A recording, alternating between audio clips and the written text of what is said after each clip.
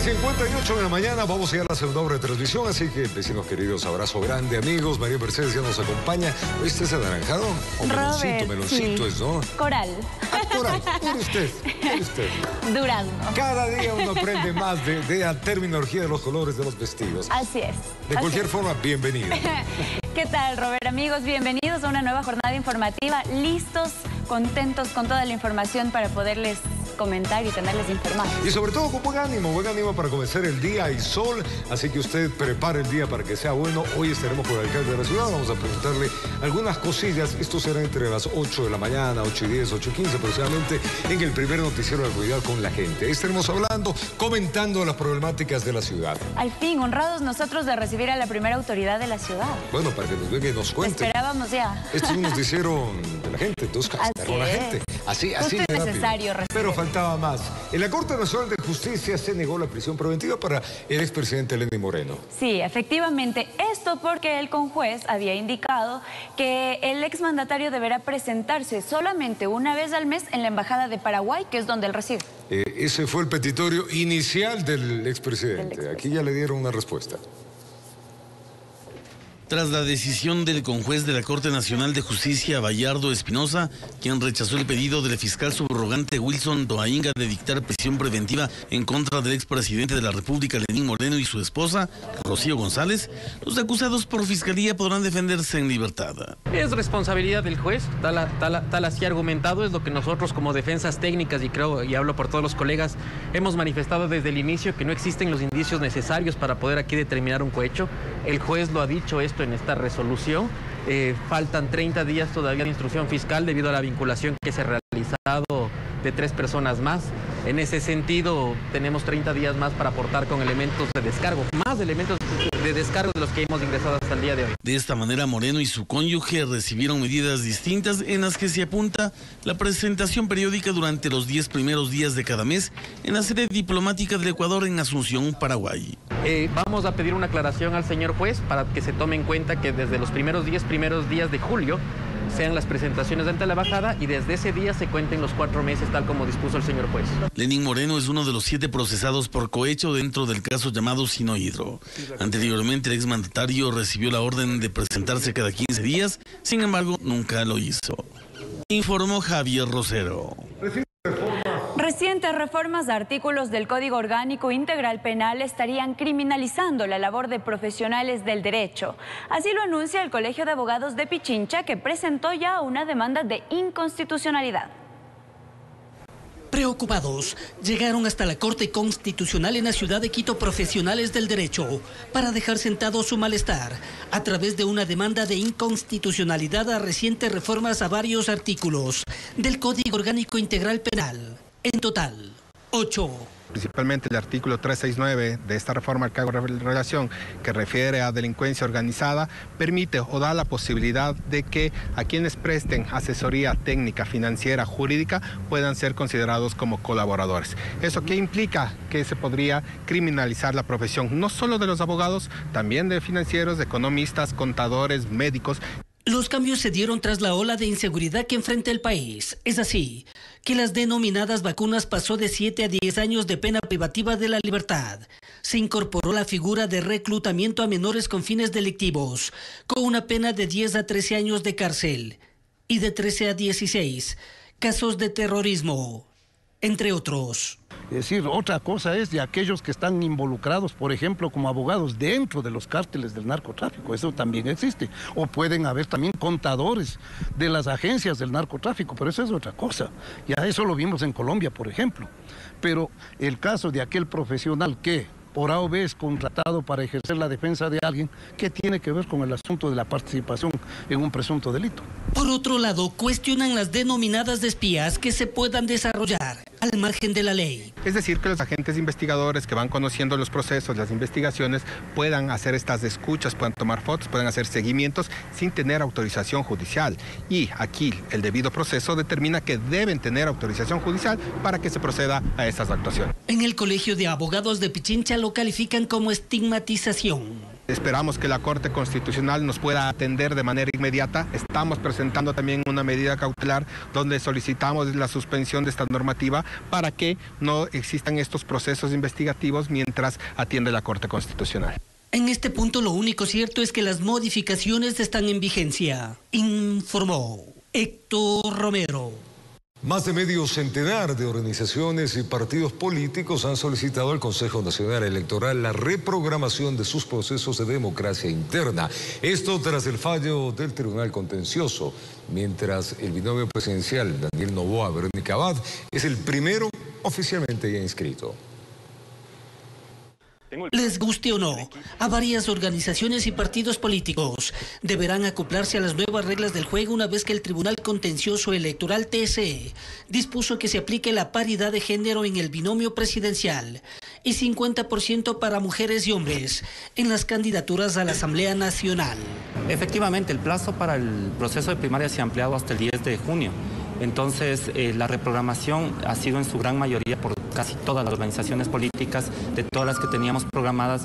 Hemos podido calcular hasta el momento cerca de 60 solicitudes de reprogramación a nivel nacional y seguimos contabilizando porque hay organizaciones políticas que siguen ingresando el día de hoy. Al parecer, al Consejo Nacional Electoral CNE le sirvió tener en carpeta un plan adicional. Recordemos que el cumplimiento de requisitos de porcentaje tanto de participación de jóvenes como de mujeres es calculado a través del sistema que registra el sistema de inscripción de candidaturas. Entonces, en este caso lo que tuvimos que hacer internamente es estos porcentajes a acoplarlos de nuestro sistema de inscripción de candidaturas para que las organizaciones políticas al momento de registrar sus precandidatos de sus procesos de democracia interna les genere las alertas para que sepan si es que se está incurriendo en algún incumplimiento respecto a este tipo de porcentajes.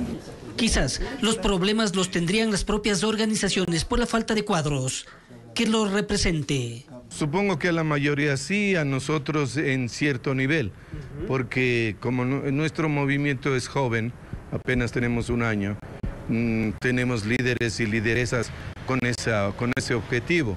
Esto mientras el binomio presidencial políticas para que puedan ejercer su derecho de objeción. Así los presidenciables Noboa Abad pasan al siguiente filtro, el escrutinio público, informó Héctor Romero. ¿Cómo se aplicará la paridad de género en la elección de asambleístas para el periodo que resta? Se lo contamos en el siguiente reporte. A más de un binomio presidencial, los ecuatorianos esperan elegir en las urnas a 137 asambleístas. La paridad de género es uno de los cambios que también se marcará en las listas de las candidaturas legislativas. Es que además el 50% de las listas que presenten las organizaciones políticas estén lideradas por mujeres. Eso es lo que hace la diferencia, porque no solamente conforman la lista como suplentes a mitad o al final de la lista, lideran la lista. Si es que son vistas, si es que están primeras en la lista, tienen más posibilidades de ser electa. En el periodo pasado, la participación de las mujeres alcanzó un 40%, cifra que esta vez se espera superar. Con las normas que se dieron en el 2021, es decir, que solo se exigía que el 30% lidere las listas, se llegaron a tener 52 mujeres de los 137 asambleístas. Luego este número subió hasta 63 debido a que algunos hombres asumieron el cargo de ministro, otros renunciaron para ser candidatos a las prefecturas y a las alcaldías, y por eso se subió y se llegó a tener ya más de un 40% de mujeres en la asamblea anterior. La mirada también se centra en el tema de la alternabilidad. Es decir, que las listas sean hombre, mujer, ¿no? Que los legisladores principales y suplentes también sea de esta forma, que haya hombre, mujer. Entonces, esto de alguna manera va a permitir que las mujeres lleguen al Parlamento. Pero, ¿qué ha sucedido luego de que las mujeres han ganado los cargos de asambleístas? Difícilmente en el Parlamento se proponen agendas de mujeres. Es decir, por ejemplo, no tenemos una bancada de mujeres, no tenemos una coalición femenina dentro del Parlamento que presente proyectos de ley y estos sean impulsados en beneficio de una agenda de mujeres. El llamado de atención es a pasar de una paridad cuantitativa a una paridad sustantiva, en donde realmente las mujeres tengan la oportunidad de un protagonismo al interior de la Asamblea Nacional. Según el Observatorio Legislativo, en la Asamblea cesada, de las 12 comisiones parlamentarias que existían, solo 3 fueron presididas por mujeres, informó Valeria Navarro. Y algunos rostros de la Asamblea Nacional cesada se repetirán como candidatos para las nuevas elecciones. Este proceso no se cuenta como una reelección. Le contamos. La Asamblea Nacional disuelta no llegó a tener ni el 10% de la aceptación popular. Sin embargo, los partidos políticos, debido al corto tiempo que tendrán para estas elecciones, volverán a apostar por algunos nombres que ya son conocidos. Estos cuadros que no funcionaron en la Asamblea Nacional o en la otra área de la política de elecciones, sería triste que el error se repita. Sería absolutamente irresponsable que los ecuatorianos, habiendo dado la oportunidad a cuadros nuevos que fracasaron, volvamos a elegirlos para que fracasen más. La Constitución establece que las autoridades de elección popular pueden reelegirse por una sola vez. Sin embargo, tras aplicarse la muerte cruzada, el Consejo Nacional Electoral, en base a una sentencia de la Corte Constitucional del año 2010, decidió establecer un reglamento especial para estas elecciones, es decir, que no será contado como una reelección. Hay personas que tienen, capitales políticos acumulados, tienen un estatus, tienen prácticas, tienen habilidades que son muy valiosas para sus organizaciones políticas, y ahí es, ¿por qué no pueden repetir? En esos casos excepcionales. En otros, creo que otra vez son los partidos políticos los que deberían evaluar. Si bien ese deber cae en manos de las organizaciones políticas, la ciudadanía no está exenta de responsabilidades. Y por lo tanto, la ciudadanía debería exigir a los partidos políticos que busquen gente con una limpia trayectoria, con experiencia probada y conocida, para bien, no para mal. Eso va a permitir una elección responsable. Hay figuras cuestionables envueltos en escándalos que han decidido no participar en este proceso, como Ronnie Aliaga. Ese también sería otro criterio válido de evaluación que tiene que ver, si usted quiere, con un tema más de comportamiento ético en general de los asambleístas, ¿no? Y esto tiene que ver varias cosas, o sea, su comportamiento ético frente a la sociedad. Por supuesto, se tendrían que ver casos en los que están involucrados actos de corrupción, actos de violencia de género, violencia intrafamiliar. Informó Valeria Navarro. Cambiamos de tema. El Ministerio de Educación dio a conocer que el año escolar en la Sierra y Amazonía iniciará en agosto. La cartera de Estado ajustó el cronograma para el año lectivo 2023-2024 debido a los cambios de la reformada Ley de Educación Intercultural. El inicio del nuevo año lectivo 2023-2024 ya no iniciará en septiembre como era habitual, pues el nuevo calendario establece que el ingreso a clases será entre el 22, 23 y 24 de agosto en los establecimientos fiscales del régimen Sierra Amazonía. Así lo dio a conocer el Ministerio de Educación mediante este informe. De acuerdo con ello, el cronograma se aprobó con base en el Reglamento General de la Ley Orgánica de Educación Intercultural, LOEI, publicado en el registro oficial el pasado 22 de febrero. Con ello, el regreso a las aulas se realizará en estas fechas. El 22 de agosto retornan los estudiantes de bachillerato e inicial. El 23 de agosto retornarán los estudiantes de básica superior, es decir, octavos, novenos y décimos, más los de preparatoria o primero de básica, mientras que el 24 de agosto volverán los de básica media, es decir, quinto, sexto y séptimo de básica, más elemental, segundo, tercero y cuarto. El Ministerio de Educación además dio a conocer mediante su informe que el nuevo año escolar se desarrollará en 3 periodos académicos, en los cuales se cumplirán los 200 días laborables, así como el periodo de vacaciones ininterrumpidas a los docentes. En Quito informó Ismenia Solórzano. Colombia y Perú aprobaron hace poco tiempo una normativa que regula la operación tributaria y administrativa de universidades extranjeras en su territorio. Esta iniciativa busca optimizar la oferta académica para sus estudiantes. En ese contexto, analistas se preguntan si es posible pensar en una reforma similar en nuestro país. Veamos. En los últimos años, las universidades extranjeras han ganado nuevos espacios en el país y se han convertido en los centros de estudio preferidos por los ecuatorianos. Tenemos universidades del exterior que tienen 45,000 alumnos ecuatorianos.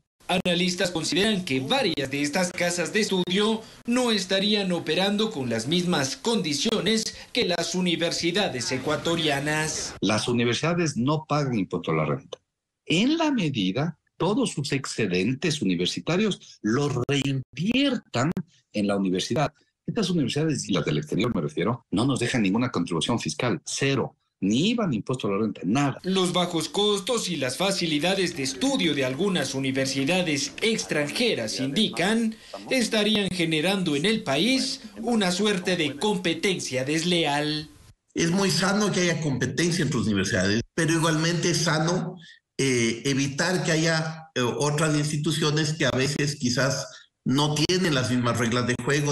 Buena parte de estos inconvenientes, sostienen, se habrían originado en las últimas reformas a la Ley Orgánica de Educación Superior que simplificó el proceso de acreditación de universidades en Ecuador. Esa flexibilización es un peligro para el nivel y para la excelencia en los estudios académicos en el caso de Ecuador y en el caso de cualquier otro país, porque justamente abre la vía a que cualquier universidad ofrece cualquier cosa y después vienen los problemas. La calidad académica, aseguran, también estaría en riesgo, pues las mallas curriculares de universidades internacionales no siempre están pensadas para optimizar las capacidades de los profesionales ecuatorianos. Eso es mucho más difícil cuando es una universidad que viene todo de afuera y que todo lo mira desde afuera y no tiene ninguna apreciación, como usted dice, de la pertinencia en el contexto local. Porque al no estar aquí, al no estar en el contexto, no solo no tiene la capacidad o la intención de incluir en los sílabus, en los proyectos de investigación, las particularidades locales, sino que no tiene esa posibilidad de hacer una devolución a la sociedad. Por estos motivos, expertos creen que el Estado debe intervenir para regular con mayor eficiencia la operación de universidades extranjeras en Ecuador. Ya califican en el Ecuador como una figura tributaria que se llama establecimiento permanente, porque están haciendo actos educativos y por lo tanto económicos, porque cobran unos aranceles en el Ecuador. Y no están reinvirtiendo sus excedentes en el Ecuador. Por lo tanto, sin reforma legal ya podría entes de control como el SRI activarse y comenzar a frenar esto. Informó Álvaro Terán. La prefecta del Guayas, Marcela Guiñaga, firmó el pedido oficial para que el Ministerio de Ambiente entregue las competencias de la isla Santay a la entidad provincial. A través del río Guayas llegó la funcionaria a su encuentro con los habitantes de la Santay. Allí recordó la acción desarrollada en beneficio de aquella comunidad cuando ella estuvo al frente del Ministerio de Ambiente. Y hoy solamente puedo decirles que me da nostalgia y tristeza cuando la gente no entiende para qué es el recurso público. Para esto. Aquí están los fondos públicos. La isla, que pertenece al Cantón Turán, cuenta con un aproximado de 320 habitantes.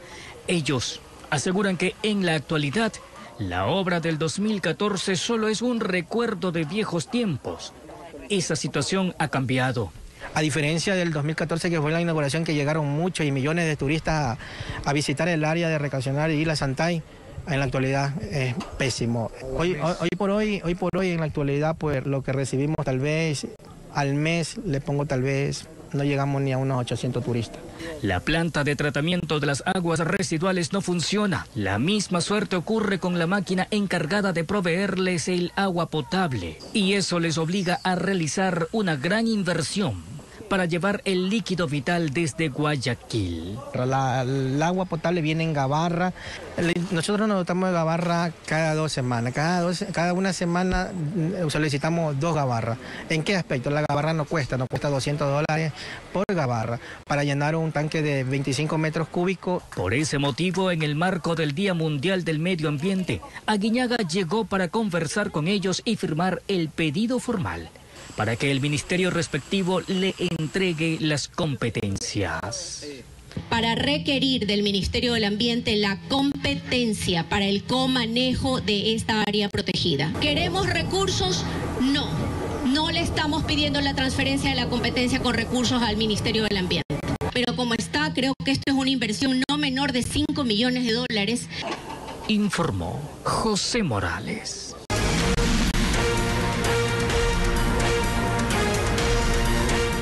7:24 en la mañana. Es que la tragedia de Esmeraldas es realmente grave. Ahí tenemos que la ciudadanía activarse para poder ayudar. La destrucción dejada por el agua se manifiesta a través de cientos de videos y por supuesto ya en situ uno ve el drama que están viviendo los damnificados. Frente a eso, el gobierno nacional se anuncia ya la entrega de bonos de arrendamiento o mejoramiento de vivienda, pero eso no es todo. La sociedad tiene que salir para ayudar a cientos de familias que hoy la están pasando realmente mal. Veamos. Las imágenes son fuertes. En ellas se puede constatar la devastación en la provincia de Esmeraldas. Esto a propósito de las lluvias registradas entre el 3 y 4 de junio. Al menos 12 horas consecutivas de agua hicieron que los ríos de la localidad colapsen y se desborden. Es debido a los defectos del desastre natural que el presidente de la República, Guillermo Lasso, decidió viajar hasta la zona afectada y trabajar conjuntamente con el COE Nacional en medidas emergentes que permitan atender a la ciudadanía con todo el contingente gubernamental. Según información oficial, hasta el momento 1.467 personas han sido rescatadas. Todo aquello mientras se siguen realizando sobrevuelos para verificar más afectaciones. Entre las medidas tomadas por el gobierno para los ciudadanos está la entrega del bono de arrendamiento a quienes lo necesitan. Hay 2.895 viviendas en zona de afectación. Para estas familias tenemos listo el bono de arrendamiento hasta $675 para que salgan de albergues y vayan a departamentos o casas que puedan arrendar. Desde el MIES también se alista la entrega de kits de alimentos y un bono de mejoramiento de vivienda. Van a llegar el día de hoy hasta mañana la llegada de cerca de 4.000 kits de alimentos, de vestimenta, colchones también. Y tenemos listo a través del MIES todo el operativo que ha comenzado ya para otorgar el bono de desastres a las familias que han sido afectadas por esta inundación. Mientras se intenta solucionar las necesidades de la gente, por otro lado está la destrucción en la infraestructura de la zona, que ha empezado a notarse. Ejemplo de eso es el colapso de la carretera estatal E15, arteria principal de conexión entre los cantones Atacames y Muisne. Para dar solución inmediata a esta carretera, el Ministerio de Transporte y Obras Públicas desde este martes iniciará el traslado de un puente Reilly desde Chimborazo en coordinación con la Prefectura de Esmeraldas. Informó Javier Rosero. El INAMI descartó que las lluvias que ocasionaron el desbordamiento de ríos en Esmeraldas y la posterior inundación en varias zonas tengan relación con el fenómeno del Niño, ya que este se encuentra en estado de desarrollo y está bajo constante vigilancia. La institución aclaró que las fuertes precipitaciones son el resultado de diversos factores oceanoatmosféricos que han afectado el territorio nacional. Parte de esto sería la abundante cantidad de humedad producto de la evapotranspiración de la vegetación de la cuenca amazónica de América del Sur. Menos mal que todavía no asoma el fenómeno del Niño. Más o menos miremos de magnitud. Y según el mismo INAMI, este fenómeno del Niño podría confluir con otros dos fenómenos, el calentamiento global y la polución, mientras que el INOCAR, ojo con esto, indica que hasta el momento existe un 80% de probabilidad de que el Niño pues esté en nuestro país presente en el segundo semestre de este año. Lo dice el INOCAR y la Organización Meteorológica Mundial. Existe el 80% de probabilidad de que el fenómeno del Niño tenga lugar en el segundo semestre del 2023, lo que se asocia con el aumento de precipitaciones, aunque por el momento no hay indicaciones sobre la fuerza o la duración del fenómeno. Ahora, la fecha exacta, eso depende de una serie de parámetros, indicadores que son monitoreados constantemente. Principalmente lo que tiene que ver con la temperatura superficial del mar en dos zonas, en la zona que es cercana a nuestras costas y en la zona del Pacífico Central. Por ejemplo, la temperatura actual en el océano frente a las costas ecuatorianas es de 28,6 grados centígrados. El INAMI sostiene que se relaciona con el calentamiento global, anomalía que hemos estado experimentando, pero el Niño podría confluir con otro fenómeno. y podemos ver también que la parte de polución, o en este caso la contaminación en el ambiente, es mucho más fuerte en este caso, provocando este tipo de calentamiento y efectos que tenemos sobre todo el planeta. Según el registro del INOCAR, en abril del año 1998, debido al fenómeno del Niño, cayeron 1.137,6 milímetros de agua en Guayaquil. Compárelo con abril del año en curso, que cayeron 417,9 milímetros. Ahí puede dimensionar sus efectos. Para tal motivo hemos desarrollado un indicador y ese lo hemos contrastado con eventos anteriores. Si ese indicador se lo hubiera usado anteriormente, por ejemplo en el Niño en 97-98, hubiera sido declarado en el mes de septiembre. Entonces, con ese indicador estamos monitoreando las condiciones actuales y cuando nosotros pasemos del umbral a un umbral de alerta, se notificará a las autoridades. De acuerdo a expertos a nivel mundial, esto provocaría un nuevo repunte del calentamiento global y aumentaría las posibilidades de batir récords de temperatura. Lo evidenciaríamos en el 2024. Y la atmósfera responde a este tipo de anomalías presentándose, precipitaciones muy fuertes en este caso que se están dando. Informó Adriana Peralta. Más de 2.000 pacientes en el país se encuentran en la lista de espera para recibir un trasplante de órgano o tejido. Las autoridades comentan que desde la vigencia de la ley de trasplantes en el 2012, 7.300 personas han tenido una nueva oportunidad de vida. ¿Quién diría que una llamada telefónica puede cambiar la vida de una persona y darle una nueva oportunidad para seguir soñando? Es el caso de Fátima Morales, beneficiaria de un trasplante de riñón. Por muchos años siguió un tratamiento de hemodiálisis a la espera de un donante para ella. Esta es una de las llamadas que estamos esperando cada momento y créanme que cuando yo la recibí no lo podía creer, en realidad sí fue así como un cúmulo de emociones. Como Fátima, más de 7.300 pacientes en el país han sido beneficiarios con un trasplante de órganos o tejidos gracias a la decisión altruista de un donante.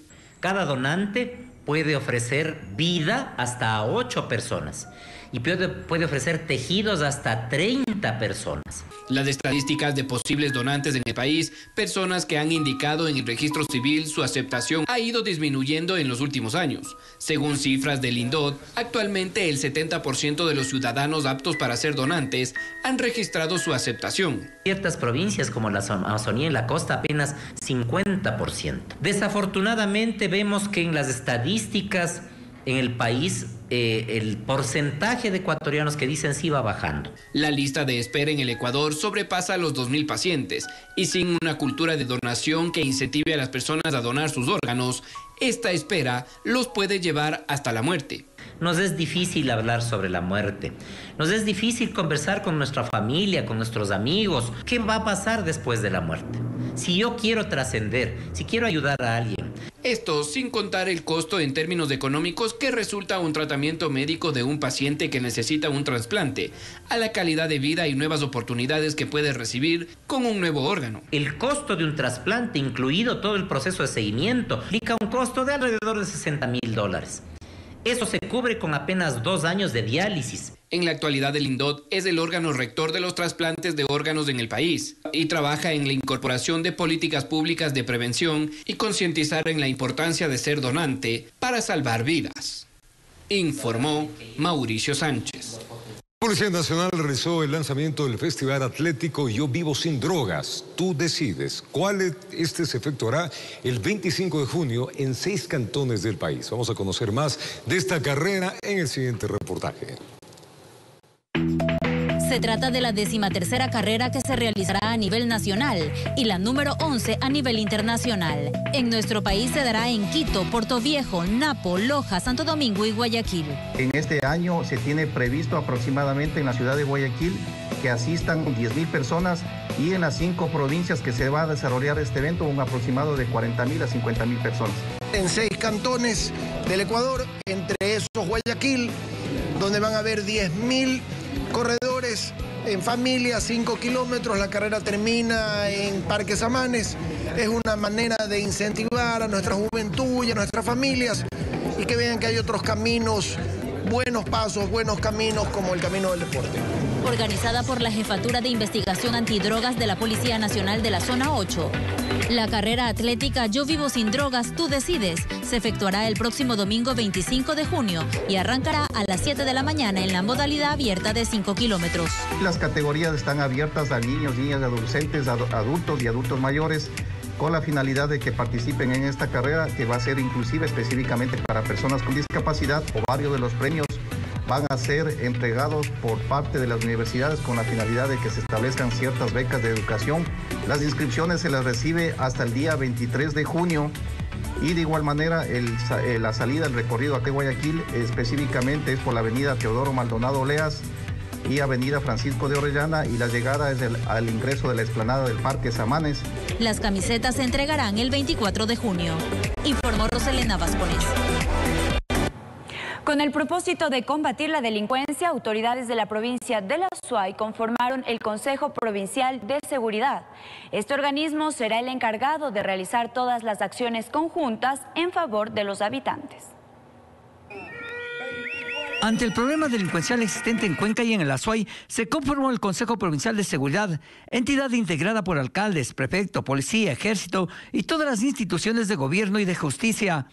Este consejo, promovido por la gobernación, coordinará los planes conjuntos para recuperar la paz en este sector. El objetivo es la seguridad de los ciudadanos y eso significa que todos los actores tenemos que sentarnos en la misma mesa y trabajar de manera conjunta, además de que hay un acuerdo tácito sobre un pacto social para resolver el tema de la seguridad. Autoridades de la ciudad y provincia dejaron de lado sus diferencias políticas para trabajar de manera coordinada por la seguridad. Ojalá exista una política criminal en la provincia de La Suay que nos permita aportar para poder combatir asertivamente a la delincuencia y a la inseguridad. Con esta conformación se intenta tener un ente que coordine acciones para hacer de esta urbe la más segura del país. Nos une una en común, y eso es que los cuencanos y cuencanas y quienes visitan y están en nuestra ciudad estén en la ciudad más segura del Ecuador. Esa tiene que ser la premisa, el objetivo. Desde la ciudad de Cuenca, informó Francisco Ramírez. La Policía Nacional decomisó 240 kilos de cocaína durante un operativo de control vehicular. Esto se realizó en el norte de la ciudad de Guayaquil. En él mismo se detuvo a un ciudadano. Durante un control de rutina en la ciudad de la Kennedy, la policía encontró dentro de un vehículo 240 bloques con droga. Dieron cuenta del tema de la actitud nerviosa de un conductor de un vehículo Tucson, en donde al ser abordado y sobre todo hacer el registro interno del vehículo, en la parte posterior, en la cajuela, se encontraron varios sacos de yute conteniendo una cantidad aproximada de 240 kilos, presuntamente de cocaína. El alcaloide iba destinado al consumo del mercado internacional. Varios sacos de yute, los mismos que iban a ser presuntamente movilizados a algún sitio de acopio y sobre todo para posterior distribución al mercado internacional. Hay un detenido en este caso. Y de igual manera, en este momento estamos haciendo levantamiento de información con respecto al tema de algún tipo de antecedente personal que vincule en algún otro tipo de actividad ilícita del conductor que fue aprehendido el día de hoy en flagrancia. Informó Roselena Vascones.